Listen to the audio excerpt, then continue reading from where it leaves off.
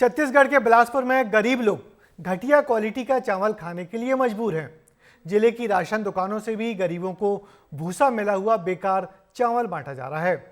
Ration दुकानों तक कैसे पहुंच रहा है घटिया चावल और कौन कर रहा है गोदामों में घटिया चावल की सप्लाई, देखिए हमारी इस खास रिपोर्ट में।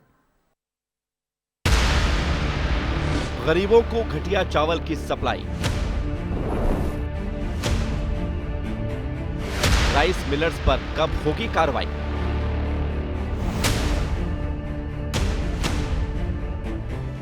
बिलासपुर में पीडीएस के तहत गरीबों को घटिया क्वालिटी का चावल बांटा जा रहा है। घटिया क्वालिटी का चावल गरीबों की थाली तक पहुंच रहा है, जो ना खाने में स्वादिष्ट है और ना ही सेहत के लिए फायदेमंद है। और ये खुलासा खाद्य सुरक्षा विभाग की रिपोर्ट में हुआ है। छत्तीसगढ़ के बिलासपुर जिले में गुणवत्ताहीन चावल की सप्लाई हो रही है। ऐसा हम नहीं बल्कि खाद्य सुरक्षा विभाग की वह रिपोर्ट कह रही है, जिसे उन्होंने अपने अभिहित अधिकारी यानी बिलासपुर के एसडीएम को सौंपा है। और इस रिपोर्ट में बिंदुवार जो है चावल के गुणवत्ताहीन होने की वह सारी बातें, उन सारी बातों का जिक्र है जो यह बता रहा है कि कैसे जो है गुणवत्ताहीन चावलों की सप्लाई हो रही है।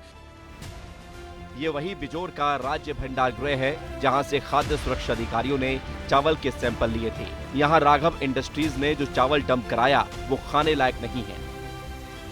राघव इंडस्ट्रीज ने चावल बिना जांच के डंप कराया। डंप चावल की राशन दुकानों पर सप्लाई की गई। जिले में 200 से ज्यादा राशन दुकानों में चावल भेजा गया। शहर के भीतर ही 112 राशन की दुकानें संचालित हैं।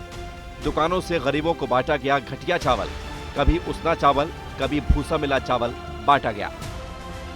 चावल की सप्लाई तो ठीक हो रही है, लेकिन जो क्वालिटी है उस पर विशेष ध्यान देने की ज़रूरत है। अभी जो क्वालिटी आ रहा है एकदम पुराना टाइप का और साफ सुथरा नहीं है। कांग्रेस कमेटी को ऐसे चावल जो वितरण हो रहा है उसका लगातार शिकायतें मिल रही है और हमारे इष्ट मित्र जो परिचित हैं उन्होंने भी कांग्रेस भवन में ला के उसका सैंपल हमको दिखाया था और हमने संज्ञान भी लिया और उस पर एक बड़ी कार्यवाही हम लोग करने जाएंगे।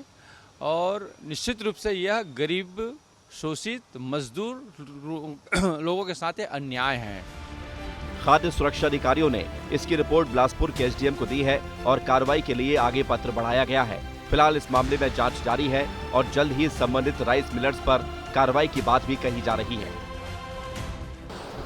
खाद्य सुरक्षा द्वारा जो सैंपल उठाया उसमें एक लाट को असुरक्षित और एक लाट को अमानक घोषित किया गया है।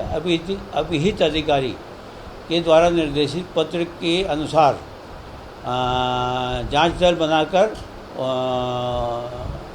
निराकरण की कार्रवाई की गई है। फूड सेफ्टी ऑफिसर मोहित बेहरा द्वारा इस संबंध में जांच की गई थी और उसका सैंपल जांच हेतु भेजा गया था, पर सैंपल में अमानक पाया गया था।